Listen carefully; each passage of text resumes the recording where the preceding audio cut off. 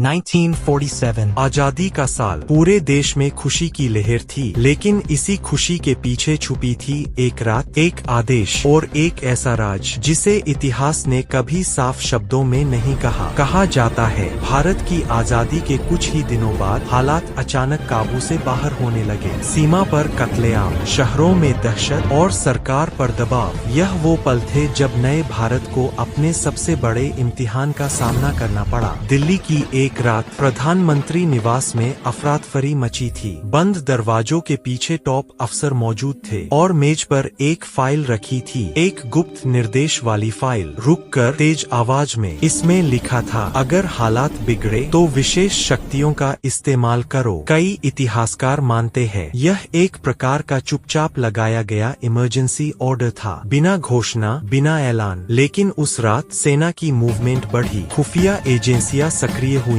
और मीडिया अचानक खामोश हो गई। कुछ दस्तावेजों में इसके संकेत मिले, पर सालों बाद जब उन फाइलों को फिर खोजा गया तो कई पन्ने गायब थे, जैसे किसी ने जानबूझकर इतिहास के हिस्से मिटा दिए हों। धीमे स्वर में रहस्य बढ़ाते हुए, क्या सच में उस रात इमरजेंसी जैसी स्थिति लागू हुई थी? क्या सरकार ने आजादी के तुरंत बाद ही असाधारण शक्तियां इस्तेमाल की, या ये सब सिर्फ अफवाहें और छुपी हुई कहानियां हैं? एक बात साफ है, 1947 में सिर्फ एक देश नहीं बनता, बल्कि भरोसा, व्यवस्था और इंसानियत भी दो हिस्सों में टूट गई। और आज इतने सालों बाद भी उसी एक सवाल की गूंज बाकी है, क्या वो राज सच था, या इतिहास का एक ऐसा सच जिसे कभी सच बनने नहीं दिया गया?